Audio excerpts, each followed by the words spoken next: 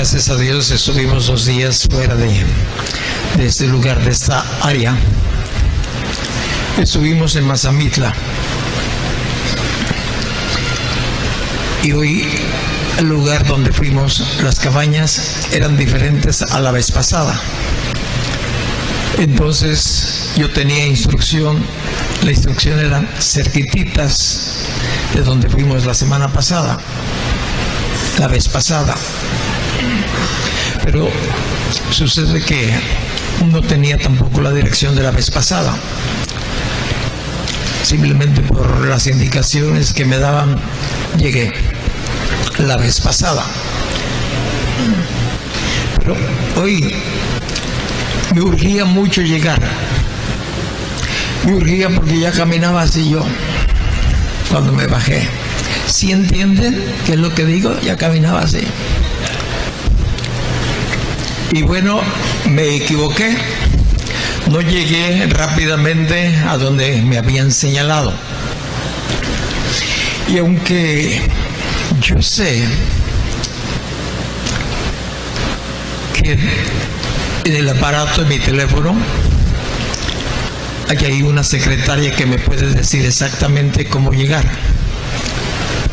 Me dice, ve derecho, 2 cuadras o 1 cuadra, vuelta a la derecha, a la siguiente a la izquierda, y así me va dando instrucciones la secretaria que traigo en el teléfono. Pero no tenía meta a dónde llegar. No sabía el nombre de la calle, no sabía el domicilio, simplemente sabía que era ahí en Mazamitla. Entonces no tenía una meta precisa.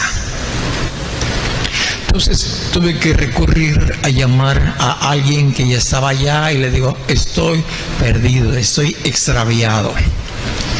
Ven, dime por favor dónde es. Y él muy amablemente Paco fue y nos dijo, aquí estoy, sígueme. Y ya le seguimos. Ahora, yo pienso que esto nos puede suceder a todos cuando no tenemos una meta precisa a donde debemos de llegar. En lo natural no es mucho problema, en lo espiritual sí. Porque si usted no sabe, nos conoce, no quiere saber a dónde va, cuál es su destino final, entonces se va a encontrar perdido. Y si no aclama por ayuda, pues peor, va a ser peor la situación. Se va a orinar, como yo ya casi me estaba ocurriendo. Estaba frente al hotel de, ¿cómo se llama?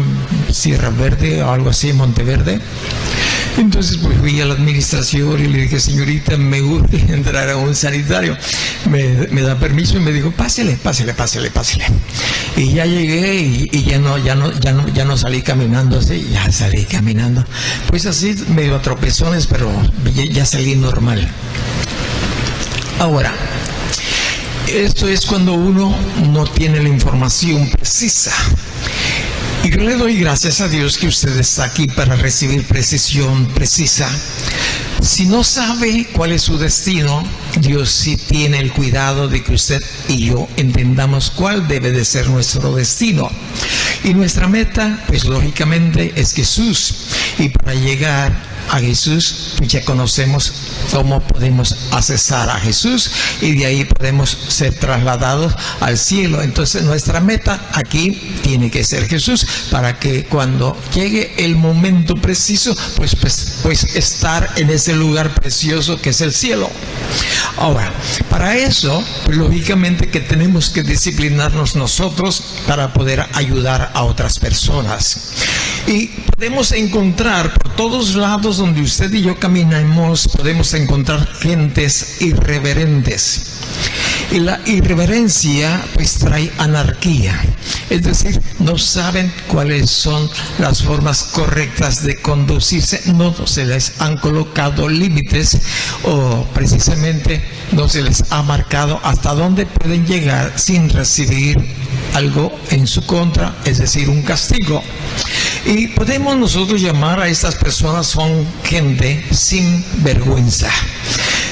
¿Qué Quiero que me acompañes al Evangelio de Lucas capítulo 18, es el versículo 19. El Señor Jesucristo está platicándole una parábola a los suyos y a aquellos que le escuchaban. Y les está diciendo aquí en el capítulo 18, el versículo es el 1, dice: también les refirió Jesús una parábola sobre la necesidad de orar siempre y no desmayar. Ese era el propósito principal de esta parábola. Es el propósito principal, ¿verdad?, de enseñarnos el Señor Jesucristo, ¿verdad?, para orar sobre la necesidad. Hay necesidad de muchas cosas en nuestras vidas. Hay necesidad de comer, hay necesidad de tener buena salud, hay necesidad de educarnos, hay muchas necesidades, pero también una necesidad, la más principal, es la de orar. Y hoy en esta mañana, gracias a Dios, pude levantarme, despertar temprano, y lo primero que hice, después de lo que usted ya sabe que hace uno al levantarse, fue orar. Y orar es algo verdaderamente maravilloso. Y el Señor Jesucristo empieza a describir la respuesta a la necesidad de orar siempre y no desmayar. ¿Por qué nos dice eso? Porque a veces hay personas que ocasionalmente oran. Algunos solamente cuando se encuentran en necesidades muy urgente. Y otros de la misma manera, es decir, aunque se encuentren en una necesidad tan urgente que no lo ven como una necesidad. Es más, a veces hasta se molestan, se sienten ofendidos porque Dios, según ellos, no les está tratando como deben de ser tratados. Entonces, el propósito de la parábola es para resolver la necesidad de orar siempre, dice la Escritura, y no desmayar. ¿Alguna vez usted se ha desmayado? ¿No? Hágale sí. No. Bueno, yo sí, quizás una o dos veces. Una por cansancio, allá en Xochimilco, fue un día domingo. Estaba haciendo un trabajo con un compañero de donde trabajábamos los dos, ahí de un hotel, del hotel del maestro, ahí trabajábamos los dos, y ahí teníamos un apiario. Teníamos varias cajas de abejas, y entonces, como él era ignorante de eso, pues yo era el que hacía la tarea, yo hacía la labor, y era aproximadamente cerca quizás de las 2 o 3 de la tarde, y me desvanecí estando ahí en el apiario. Me desvanecí y cerré mis ojitos, y quedé, no sé cómo me habían sacado de ahí, porque ellos no tenían la protección que yo tenía. Y bueno, la cosa es que cuando volví, dije: ¿qué pasó? ¿Qué pasó? Bueno, yo sí sé que es desmayarse. La otra ocasión fue cuando, bueno, mi hija fue esposa de Juan Ramón, se había machucado un dedo entre el cerrojo de las puertas. Creo que eso fue, ¿verdad? Y la llevamos al seguro, creo que también era un domingo. La llevamos al seguro, yo la llevé al seguro, y la doctora y las enfermeras estaban ahí atendiendo para coserle ahí, y yo estaba sosteniéndola cuando también me vine hacia abajo al ver la sangre de mi hija derramada ahí sobre su dedito, y ella gritando porque la estaban cosiendo. Bueno, me vine también abajo. Eso nos indica que es desmayar, desvanecerse, quedarse sin sentido, no darse cuenta de que uno ya ha dejado de orar. Yo no sé si alguno de ustedes ha desmayado y ya no ora. Es decir, quizás ocasionalmente vuelve a la realidad y dice: no he orado, voy a orar. Entonces, pues esta parábola es dedicada para nosotros en esta área. Y en Lucas capítulo 18, donde estamos, él empieza a hablar y a usar esta parábola. Dice el versículo 9: a unos que confiaban en sí mismos como justos y menospreciaban a otros, dijo también esta parábola. 2 hombres subieron al templo a orar, uno era fariseo y el otro era publicano. Está hablando de 2 personas sinvergüenzas. ¿Por qué sinvergüenzas? Ahorita voy a tratar de explicártelo. Aunque eran ambos sinvergüenzas, eran diferente su forma de ver la vida. no veían la vida de la misma manera. Ninguno de los que estamos aquí vemos la vida de la misma manera. Cada uno de nosotros tenemos nuestra forma especial, particular de ver las cosas. Uno puede ver este color azul y el otro dice no es azul, es morado. En fin, lo mismo en las situaciones críticas, problemáticas. Podemos ver a otro que está sufriendo en agonía, está atravesando una crisis, y usted y yo seguimos como si nada, ¿verdad? Cantamos, gritamos, vemos la tele y estamos contentos. Estamos viendo desde otro punto de vista ese problema, situación crítica, ¿verdad?, que está atravesando el otro. Entonces aquí la Biblia nos habla de dos sinvergüenzas con diferentes formas de vida. Y aquí vamos a ir a un poquitito más adelante, al capítulo 23, que es exactamente lo que pasó allí en la cruz. En el capítulo 23 exactamente encontramos a dos malhechores, a dos sinvergüenzas. ¿Qué pasaba con estos dos malhechores, con estos dos sinvergüenzas? Que ellos también tenían diferente punto de vista, aunque estaban viviendo y experimentando las mismas cosas.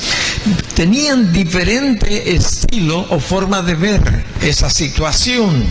En Lucas capítulo 23, el versículo es el 39. Y uno de los malhechores que estaban colgados le injuriaba. ¿A quién? A Jesús, que decía: si tú eres el Cristo, sálvate a ti mismo y a nosotros. Esa es una actitud de un malhechor, de un sinvergüenza, viendo la situación, el ambiente, conforme a su propia determinación.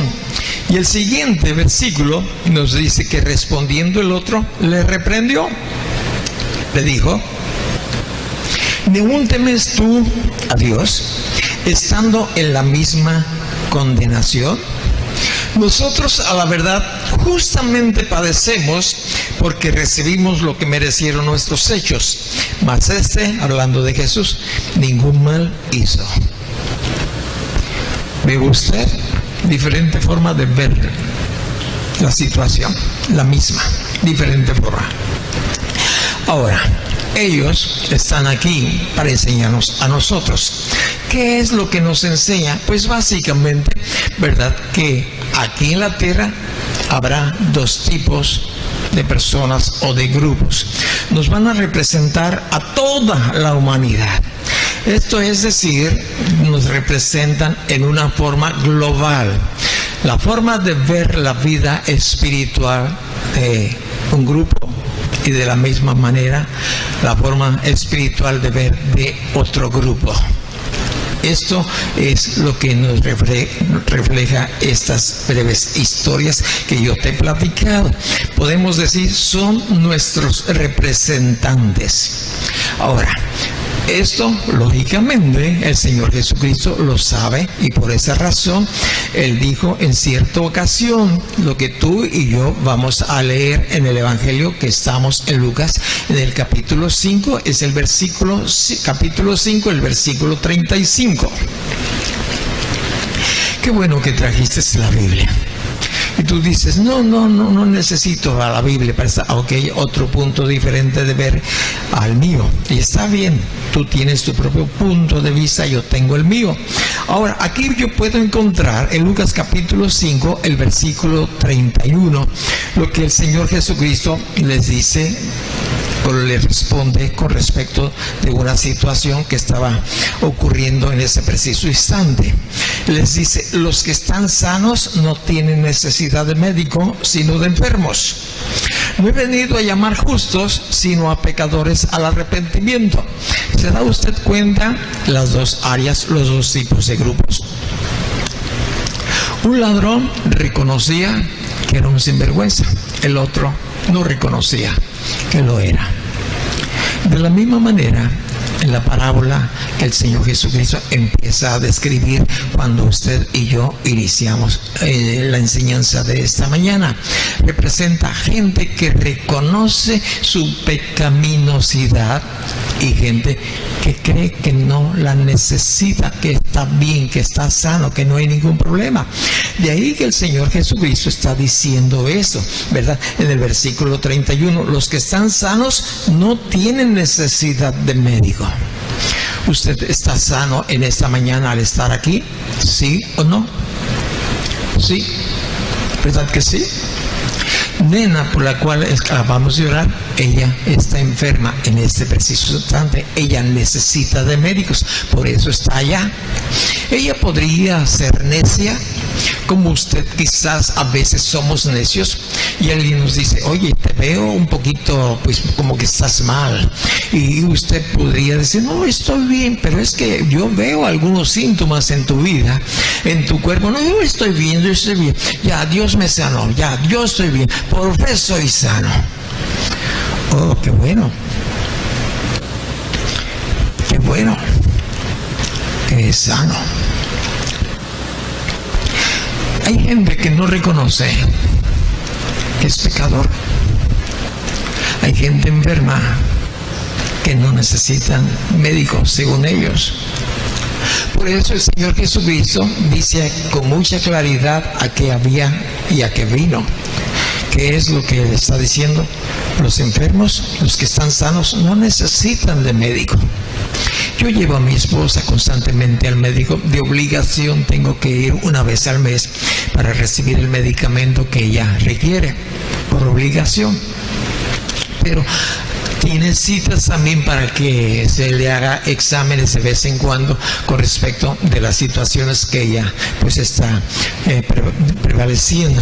Los sanos no tienen necesidad de médicos, sino los enfermos. No he venido a llamar, y aquí completa claramente el Señor, no ha venido a llamar a justos, sino a pecadores al arrepentimiento.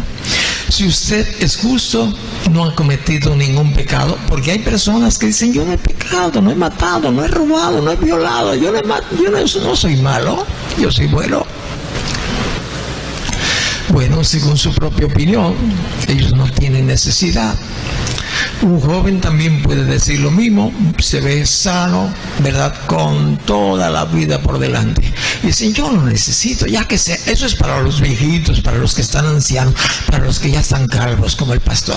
Así, para ellos. Ellos sí, pues que se cuiden, están a punto ya de partir de este valle de lágrimas, y bueno, pues sí, ellos sí, pero yo no, yo tengo toda una vida.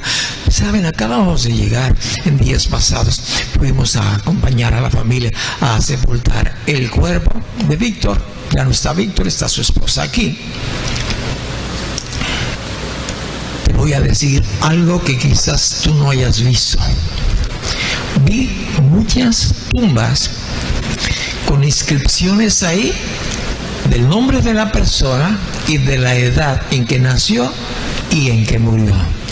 Y muchos de ellos eran niños, otros adolescentes y otros más viejos y quizás hasta ancianos.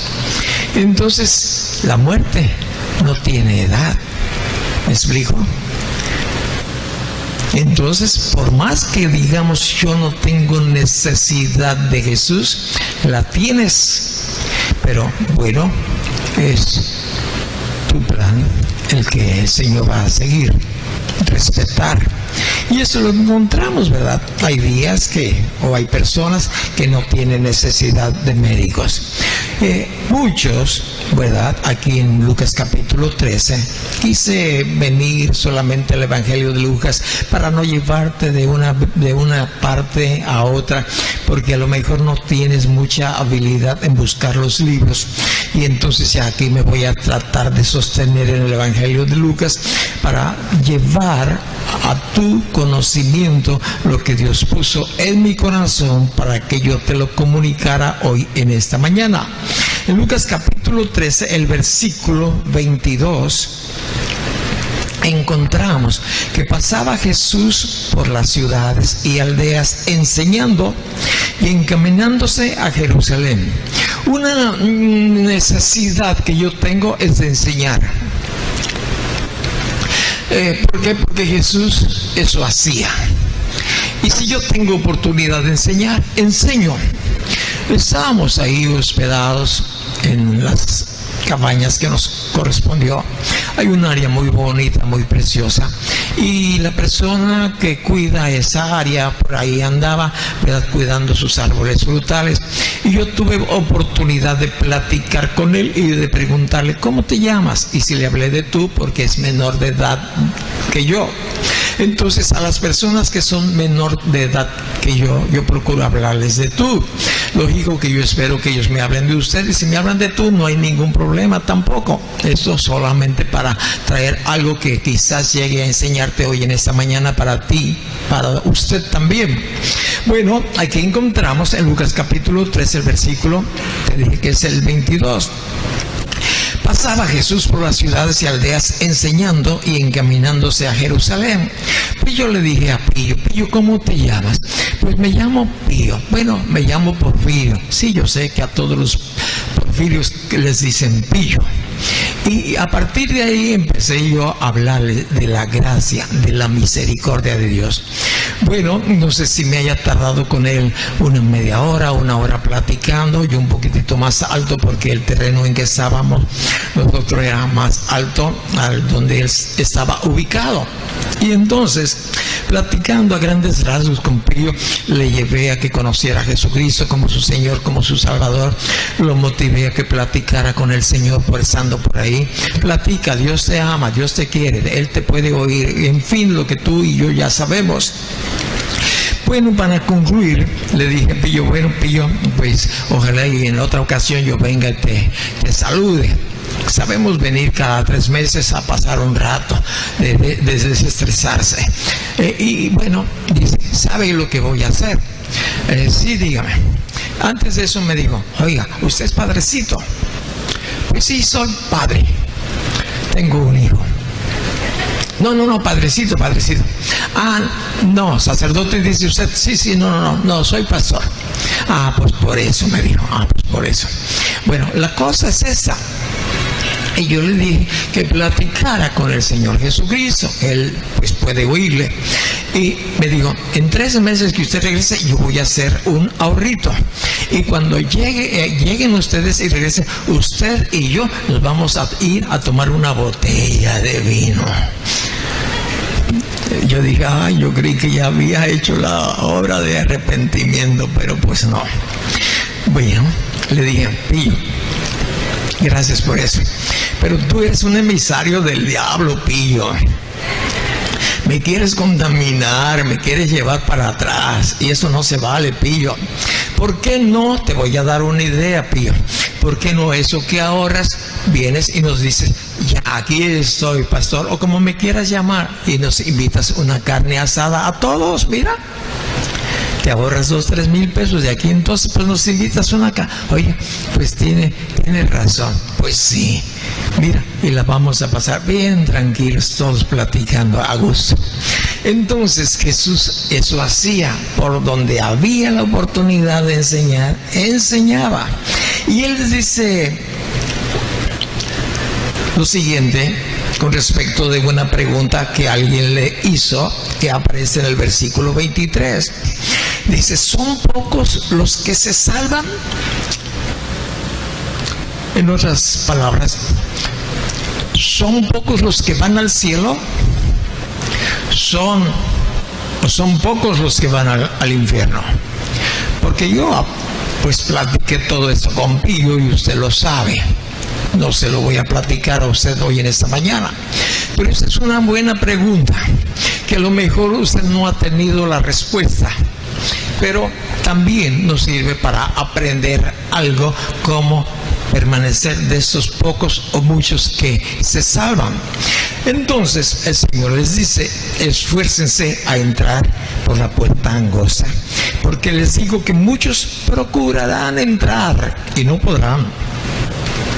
Después de que el padre de familia se haya levantado y cerrado la puerta, y estando fuera, empiecen a llamar a la puerta diciendo: Señor, Señor, ábrenos. Él respondiendo les dirá: no sé de dónde sois. Entonces comenzarán a decir: delante de ti hemos comido, bebido, en nuestras plazas enseñaste. Pero se les dirá en aquel día: yo les digo que no sé de dónde son, apártense de mí todos vosotros, hacedores de maldad. Allí será el llanto y el crujir de dientes cuando vean a Abraham, a Isaac, a Jacob y a todos los profetas en el reino de Dios, y vosotros estén excluidos. Qué escena tan difícil de creerla. Pero esta es una verdad. Una verdad en que para que podamos nosotros ser entre esos pocos, porque nos dice la Escritura que son pocos los que entramos por la puerta estrecha, que somos pocos los que entramos o estamos en el camino angosto. La razón de esto es que por la puerta estrecha, por el camino angosto, no se puede llevar todo tipo de maletas. En este viaje sí, y otros viajes nosotros no invitamos a nadie porque llenamos nuestro pequeño vehículo de maletas por la necesidad que tenemos. Generalmente el maletero, la parte de atrás, lo cubre la silla de ruedas y algunas otras cositas por ahí. El asiento posterior del chofer, pues ahí van las maletas, ahí van las cajitas, ahí va lo que tú quieras. Entonces no tenemos lugar, no tenemos ni siquiera canastilla en la azotea para decir: pues si te quieres ir en la canastilla te llevamos para allá. Pero no. La puerta para entrar al reino de Dios es estrecha. No podemos llevar maletas extras, ni siquiera como el avión, ni siquiera 25 kilos. Tenemos que ir despojaditos, sin nada que cargar. Es muy estrecho. Yo cuando llegué a esa puerta, yo la vi ancha y empecé a caminar, empecé a entrar, pero conforme caminaba por ese camino se fue angostando. Tuve que dejar el adulterio, no cabía. Tuve que dejar el robo, no cabía tampoco. Tuve que dejar la mentira, no cupo. Y todo lo que yo vi que me impedía para seguir por ese camino angosto, yo lo dejé y lo sigo dejando. Yo dejé mi casa, yo dejé mi trabajo, me estorbaba. ¿Lo alcanzas a entender? A mí me estorbaba. Quizás a ti no. O quizás algún día el Señor te dice: oyes, tu trabajo te estorba para buscarme, tienes que hacer algo, búscate otro horario, búscate otro trabajo, yo no sé, pero en lo personal yo esto te digo. ¿Ve? Ahora el Señor me dijo: deja a tu esposa, yo la dejé. Deja a tus hijos, yo los dejé. Es decir, tuve que hacer un sistema nuevo de cómo coordinar para que también mi esposa y mis hijos vinieran por ese camino angosto. Entonces se empezó a angostar y nos empezamos a poner flacos espiritualmente todos, que ya dejamos de hacer las cosas y de vivir aquellas que no le agradaban al Señor. Y seguimos luchando y trabajando en ello. Entonces, ¿son pocos? Sí, son pocos en realidad, es lo que dice esta escritura. Y bueno, muchos van a decir en aquel día: muchos me llamarán, muchos me llamarán. Yo quiero que me acompañes aquí a Pedro, ya casi al final de la escritura de la Biblia, en la primera carta de Pedro, capítulo 3. Aquí en el capítulo 3 de Pedro, mira, Pedro habla de cosas maravillosas, del final del tiempo, de lo que le va a pasar a esta tierra, a este cielo. Habla cosas maravillosas que si tú te pones a analizar, dices: oh, maravilloso, esto va a ocurrir, eso va a ocurrir. ¿Sabes que esta tierra y este cielo van a desaparecer? Nos dice cómo y cuándo. Aquí está. Pero pues tenemos que enseñar, ¿verdad? Lo que es aprender lo que el Señor nos dice. Bueno, aquí en Primera de Pedro, el capítulo es el 13, el versículo es el 20. Y aquí Dios está usando a ese apóstol, que tú sabes qué cambio tan tremendo dio después de que recibió el Espíritu Santo. Y en el capítulo 3, el versículo 20 está hablando precisamente para exhortar a aquellos malhechores, que verdad, aquellos que los calumniaban la buena conducta de ellos. Y el versículo 20 dice: los que en otro tiempo desobedecieron, cuando una vez esperaba la paciencia de Dios en los días de Noé. No me voy a dedicar a esta parte, porque hay mucha enseñanza aquí. Pero fíjate bien lo que sigue. Visualiza Noé. La maldad se había multiplicado. El pensamiento de todas las personas era de continuo. De continuo. En la energía eléctrica, la energía que usan los carros es energía de batería. Se le llama corriente continua. Es decir, es así, la corriente camina así. La que usamos aquí se llama alterna, porque camina así la corriente. Esta usamos para que entiendas. Pero para visualizar de continuo, sus pensamientos de continuo no había. De continuo era siempre el mal. Ya no había pensamiento bueno. Ya no había personas con un corazón sensible a la voz de Dios.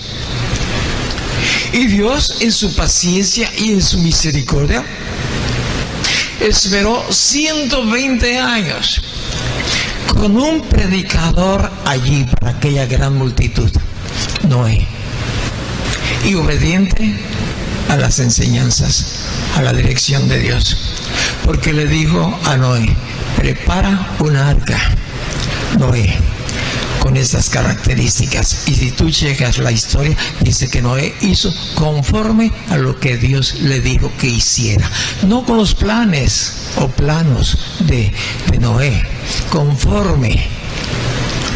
El joven que nos hizo de guiarnos en la oración, que lo hizo muy bien, gracias a Dios, lo hacen muy bien para la gloria de Dios. Le dije, ¿saben? Solo vamos a cantar cantos de adoración. Dice: soy preparado con 2 cantos de gozo. Yo volteo y le digo: solo de adoración. ¿Entendido? Sí. Me dio su opinión, que bueno, gracias. Pero la instrucción era solo adoración. Dios le dijo a Noé: Noé, estas son las medidas. Y si le agregamos, Noé, estas son las medidas. Pero Señor, estas son las medidas. Yo te quiero decir, estas son las medidas de Dios. Y esa es la razón. Fíjate bien, después de 120 años de paciencia, para que este predicador y los suyos les hablaran a los demás de esa gracia, de esa misericordia, no le creían. No había llovido nunca. Hoy, gracias a Dios, aquí hubo una inundación. Llovió. Pero en esos tiempos no llovía. Nunca, no se conocía. Entonces, si les decía a él: va a llover, miren, y les explicaba lo que Dios no entendía. Ahora yo te digo: va a llover, va a caer fuego del cielo, y tú dices: nunca ha caído fuego del cielo. Aquí dice que va a caer fuego del cielo. Entonces, pues es una verdad. ¿Me entiendes? Bueno, que va a caer granizo del tamaño de una pelota de golf. Ya está cayendo. Así es que, bueno, ¿qué te voy a seguir diciendo? Bueno, nos dice: y en otro tiempo desobedecieron, cuando una vez esperaba la paciencia de Dios en los días de Noé, mientras preparaba el arca, en la cual pocas personas, es decir, 8, fueron salvadas por agua. Solo 8. de millones, de miles pues, pero de millones, solo 8. 8 se salvaron. ¿Por qué razón? Porque Noé, jefe, padre del hogar, de la casa, fue cuidadoso en escuchar la voz de Dios y en aplicar las instrucciones de Dios. Esposa,